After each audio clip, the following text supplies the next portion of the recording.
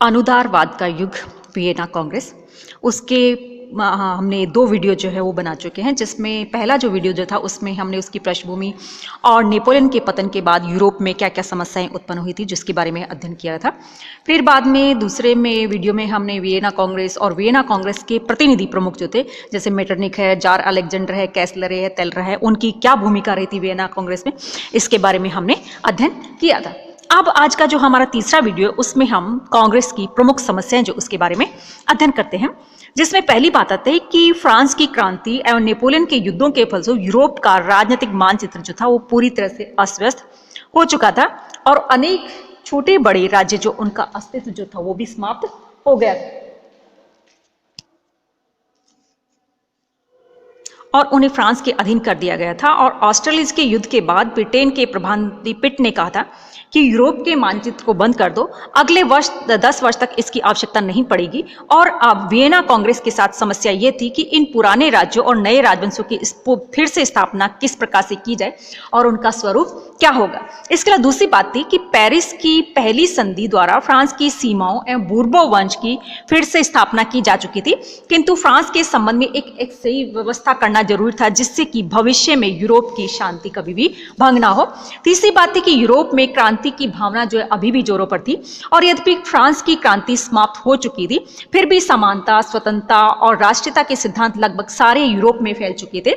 Italy, Germany, Austria, रूस व Spain में जनता जनतंत्रीय शासन व्यवस्था स्थापित करने को उत्सुक थी। अतः वियना सम्मेलन के समक्ष सबसे विकट समस्या यह थी कि इन नई प्रगतिशील प्रवृत्तियों का विरोध किस प्रकार से किया जाए और सम्मेलन में भाग लेने वाले राजनीतिज्ञ घोर प्रतिक्रियावादी थे। इसलिए क्रांतिकारी एवं प्रतिक्रियावादी परस्पर विरोधी सिद्धांतों के संघर्ष का फैसला करना सम्मेलन की एक सबसे बड़ी समस्या बनी हुई थी। इसके साथ ही नेपोलियन के पतन के साथ ही जो समस्या शुरू हुई थी उसका फिर से जन्म हुआ और फ्रांस तथा अन्य देशों के क्रांतिकारी नेताओं ने चर्च की भूमि जो उसको भी बेच दिया और नेपोलियन ने चर्च को एक असाधारण संस्था बना दिया तथा उसकी संपत्ति राज्य ने हथिया ली और धार्मिक अदालतें जो थी उनको भी बंद कर दिया गया। अतः प्राचीन निरंकुश शासन व्यवस्था की फिर से स्थापना के साथ ही पोप की शक्ति जो उसकी भी फिर से स्थापना का प्रश्न वियना कांग्रेस जो उसके लिए एक समस्या बन गया था। इसके अलावा वियना कांग्रेस की विजयों, राष्ट्रों की आवश्यकताओं को पूरा करना, जर्मनी की नवन व्यवस्था करना और पोलैंड की फिर से स्थापना करना और नेपोलियन के मित्र सैक्सनी तथा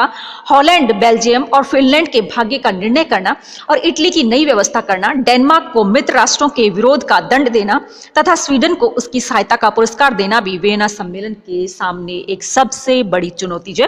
रही थी। इसके साथ वियना सम्मेलन के समक्ष न केवल युद्ध से त्रस्त यूरोप में शांति स्थापित करने की समस्या थी, वरन भविष्य में युद्ध की संभावना को रोकने के उपायों पर भी विचार करना था।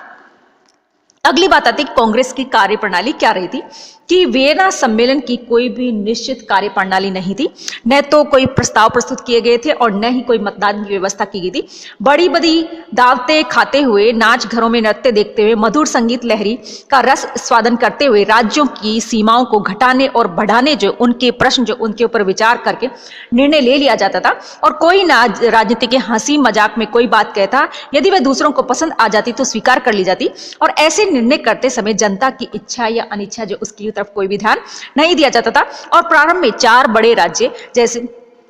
रूस, ऑस्ट्रिया, प्रशा और इंग्लैंड अपने स्वार्थ जो उनको पूरा करने में लगे हुए थे और अपनी इच्छा अनुसार सम्मेलन जो उसको चलाते थे। और निकोलसन ने अपनी पुस्तक कांग्रेस ऑफ वियना में लिखा है कि पेरिस की पहली संधि की एक गुप्त धारा द्वारा 4 बड़े राज्यों ने सभी महत्वपूर्ण प्रश्नों के संबंध में निर्णय करने का अधिकार अपने लिए सुरक्षित कर लिया था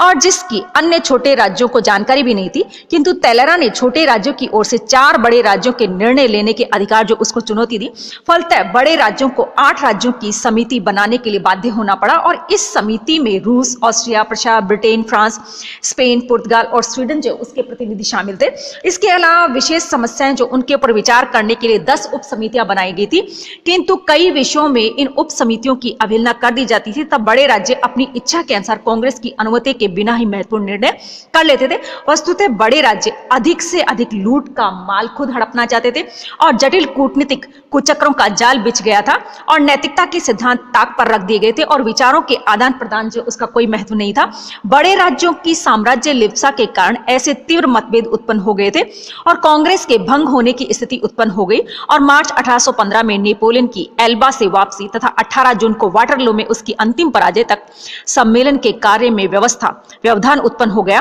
और 9 जून 1815 को कांग्रेस के अंतिम निर्णय पर 7 राज्यों ने हस्ताक्षर किए, किंतु फ्रांस के संबंध में मतभेद हो जाने के कारण पेरिस की दूसरी संधि 20 नवंबर 1815 जो उसको हस्ताक्षर हो सके।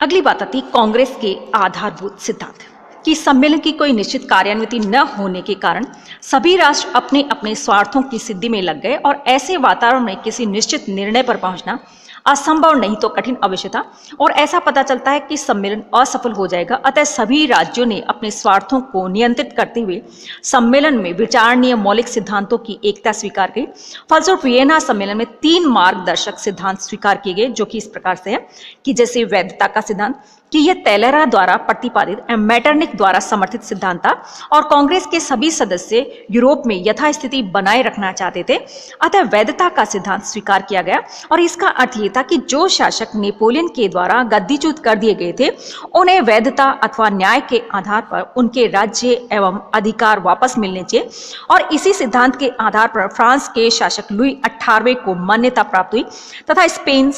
नेपल्स और सिसिली में बूर्बो वंशीय शासकों को फिर से प्रतिष्ठित किया गया और होलैंड पर ऑरेंज वंश का तथा अन्य प्राचीन राज्यों पर वहां के पुराने राजवंश उनके अधिकार जो उसको फिर से स्थापित किया गया।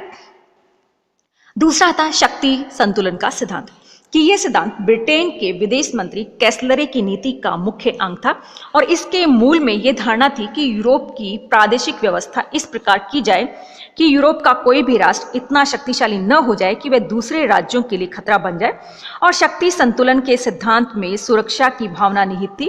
और इस सिद्धांत को ध्यान में रखते हुए फ्रांस के चारों ओर बेल्जियम, हॉलैंड, प्रशांत तथा सार्डिनिया के शक्तिशाली राज्य स्थापित किए गए और जर्मनी का इस प्रकार पुनर्गठन किया गया कि फ्रांस अचानक शक्तिशाली राष्ट्र न बन सके और इटली में ऑस्ट्रिया, पोप तथा बूर्बो वंश की शक्ति संतुलन का सिद्धांत और यह सिद्धांत ब्रिटेन के विदेश मंत्री कैसलरे की नीति का प्रमुख अंग था और इसके मूल में यह धारणा थी कि यूरोप की प्रादेशिक व्यवस्था इस प्रकार की जाए कि यूरोप का कोई भी राष्ट्र इतना शक्तिशाली न हो जाए कि वह दूसरे के लिए खतरा बन जाए। शक्ति संतुलन के सिद्धांत में सुरक्षा की भावना निहित थी और इस सिद्धांत को ध्यान में रखते हुए फ्रांस के चारों ओर बेल्जियम, हॉलैंड, प्रशांत तथा सार्डिनिया के शक्तिशाली राज्य स्थापित किए गए और जर्मनी का इस प्रकार से पुनर्गठन किया गया कि फ्रांस अचानक शक्तिशाली राष्ट्र न बन सके और इटली में ऑस्ट्रिया, पोप तथा बूर्बो वंश की प्रभुता फिर से स्थापित हो गई ताकि वहां राष्ट्रीयता की भावना को प्रोत्साहन न मिल सके और इस प्रकार से यूरोप में शक्ति संतुलन स्थापित करने का प्रयास किया गया ताकि भविष्य में शांति भंग न हो सके। इसके अलावा पुरस्कार एवं क्षतिपूर्ति का सिद्धांत कि जिन राज्यों ने नेपोलियन की शक्ति को समाप्त करने में मित्र राष्ट्रों को सहयोग दिया था वे इसके बदले में कुछ पुरस्कार की आशा करते थे और वे ये भी चाहते थे कि जिन राज्यों ने नेपोलियन को सहयोग दिया था उन्हें दंडित किया जाए और इसी सिद्धांत के आधार पर फ्रांस की सीमा का पुनर्निर्धारण करते हुए रूस, ऑस्ट्रिया और प्रशा को नेपोलियन के साम्राज्य के हिस्से दिए गए।